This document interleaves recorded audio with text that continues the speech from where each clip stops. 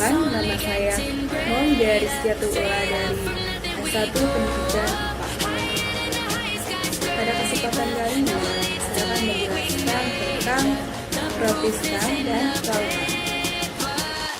Pada video kali ini merupakan tugas akhir saya dalam mata pelajaran Biologi Umum yang diampu oleh Bapak Dr. Ahmad Mulisin MPD.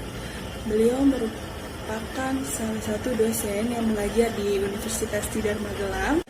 Baik, protista dan plankton. Di sini ingin tahu apa itu protista dan apa itu plankton? Protista? Kalau plankton? Bukan plankton yang ada di SpongeBob ya. Pertama, protista. Protista, istilah nama protista diambil dari bahasa Yunani, yaitu protos yang memiliki arti pertama atau mula-mula, dan kritos yang memiliki arti membuat atau menyusun. Protista merupakan hewan bersel tunggal atau uniseluler yang hidup secara berkoloni atau berkelompok di tempat yang lembab.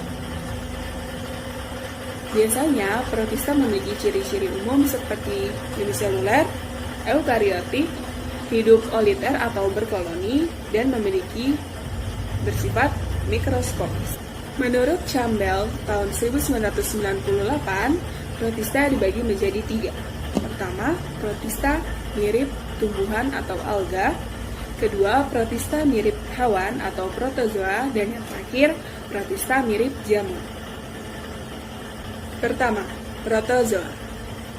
Protozoa memiliki arti yaitu hewan pertama karena organisme ini mirip dengan hewan, dapat bergerak dan mengambil makanan dari organisme lain.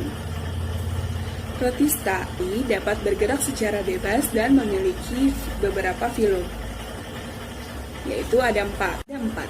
Yang pertama, Rhizopoda, yang kedua, Flagellata, yang ketiga, Ciliata, dan yang keempat, Sporozoa. Rhizopoda. Rhizopoda yaitu protozoa yang bergerak menggunakan kaki semu. Contohnya adalah Amoeba proteus. Dan yang kedua, Flagellata, yaitu protozoa yang bergerak dengan bulu cambuk atau flagellata. Contohnya adalah Eughlena viridis. Dan yang ketiga, Ciliata, yaitu protozoa yang bergerak dengan rambut getar atau cilia. Contohnya adalah Paramecium caudatum. Dan yang terakhir, yaitu yang keempat, ada Sporozoa, yaitu protozoa yang belum memiliki alat gerak dan bersifat parasit. Contohnya adalah Plasmodium vivax.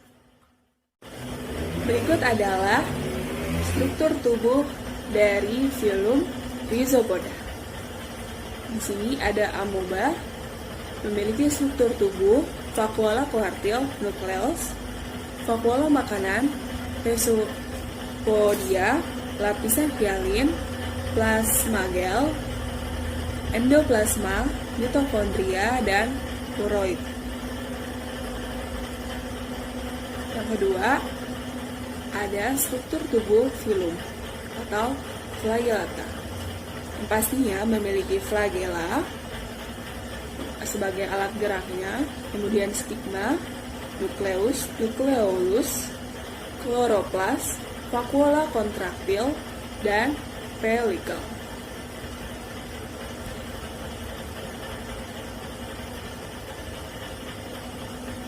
Dan yang ketiga, ada struktur tubuh ciliata, yaitu yang di pinggir situ ada cilia, kemudian vakuola kontraktil, vakuola makanan, mikronukleus, sitostoma, makronukleus, endoplasma, ektoplasma.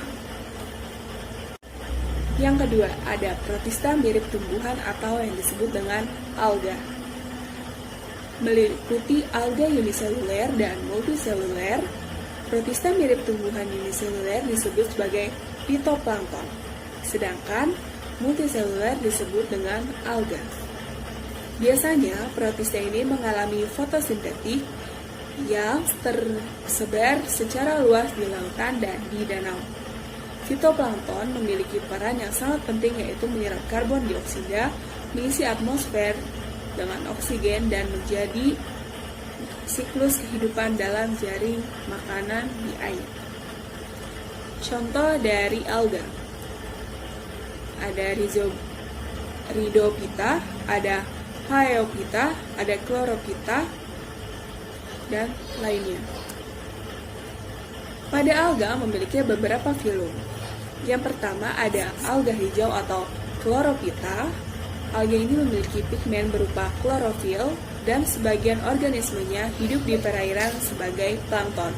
Contohnya adalah Chlamydomonas. Dan yang kedua ada alga coklat atau Phaeophyta.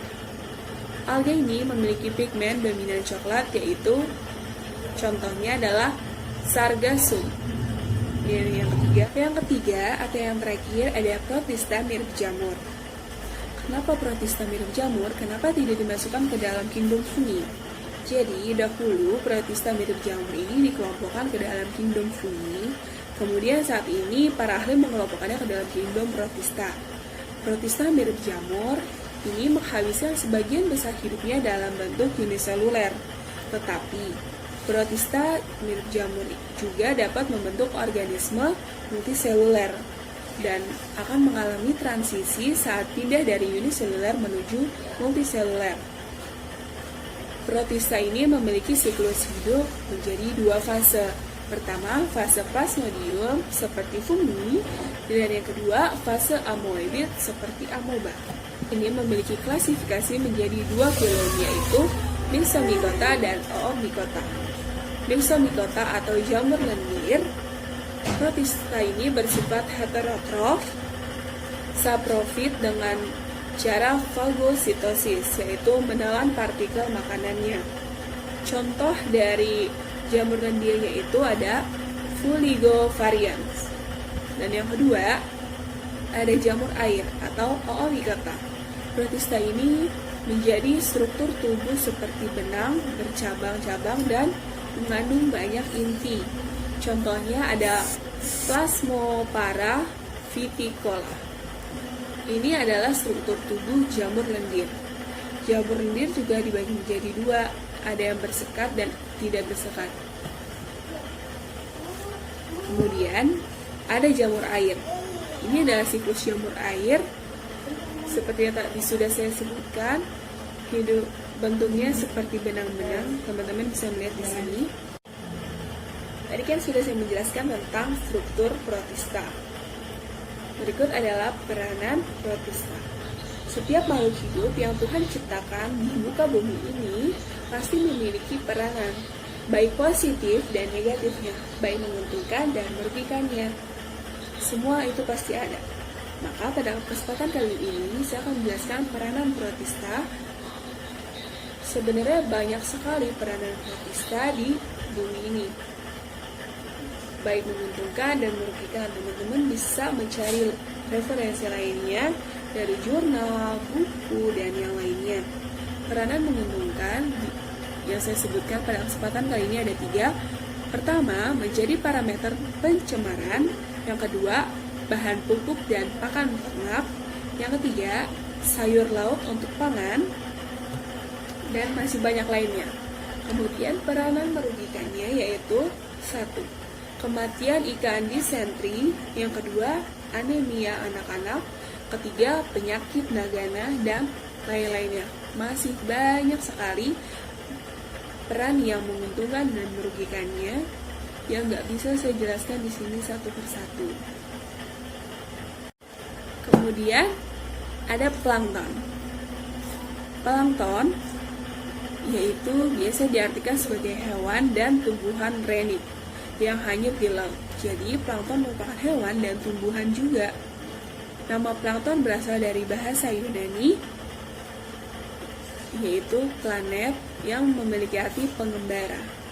Plankton terdiri dari 2 kelompok organisme akuatik yang berbeda, yaitu organisme fotosintetik atau fitoplankton dan organisme non-fotosintetik atau zooplankton. Kalau teman-teman di sini pernah ada yang nonton kartun SpongeBob dan Plankton, ada plankton ya. Sebenarnya hampir mirip dengan plankton yang ditemukan yang di sebelah kanan saya, yaitu ada plankton yang kartun SpongeBob, dan yang sebelah kiri ada foto dari struktur tubuh plankton aslinya. Nggak beda jauh, mirip ya. Oke, tadi kan plankton dibagi menjadi dua, fitoplankton dan zooplankton. Pertama, saya akan menjelaskan tentang fitoplankton. Apa sih itu fitoplankton? Fitoplankton adalah tumbuhan mikroskopik yang bersel tunggal, berbentuk filamen, dan berbentuk rantai, yang menempati bagian atas perairan atau zona tropik, laut terbuka, dan lingkungan pantai. Nama fitoplankton diambil dari istilah Yunani, yaitu piton atau tanaman, dan planktos berarti pengembara atau penghanyut. Walaupun bentuk uniselular atau bersel tunggal meliputi hampir sebagian besar fitoplankton, beberapa alga hijau dan alga biru hijau ada yang berbentuk filamen, yaitu sel-sel yang berkembang seperti benang. Ada klasifikasi fitoplankton. Kelasnya itu ada Cyanophyceae, ada Rhodophyceae, ada Basilariopiceae, ada Cryptophyceae, ada Dinophyceae. Nama umumnya itu ada alga biru hijau, ada alga merah, ada diatom, ada cryptomonads, ada dinoflagellata. Ada juga lokasi-lokasinya. Jadi kalau misalnya teman-teman ada di lokasi tropis, biasanya teman-teman bisa bertemu dengan alga biru hijau, bisa bertemu dengan dinoflagellata. Di sini berikut ada lokasi-lokasi yang misalkan teman-teman ingin melihat fitoplankton seperti itu. Berikutnya ada zooplankton. Zooplankton merupakan plankton hewani yang terhanyut secara pasif karena terbatasnya kemampuan bergerak. Berbeda dengan fitoplankton, zooplankton hampir meliputi seluruh filum hewan, mulai dari protozoa, hewan yang bersel tunggal, sampai filum chordata atau hewan bertulang belakang. Para ahli kelautan juga mengklasifikasi zooplankton sebagai ukuran dan lamanya hidup sebagai plankton.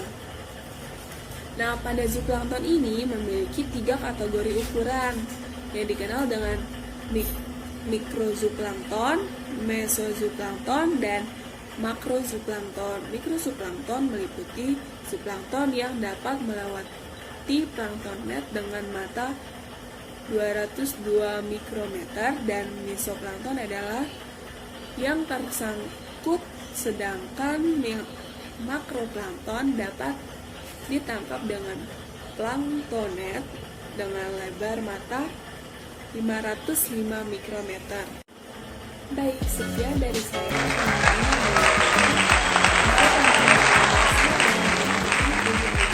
Ini tentang intinya, tentang materinya, teman-teman bisa mendapatkan di kolom komentar. Dan jangan lupa like, comment, dan subscribe.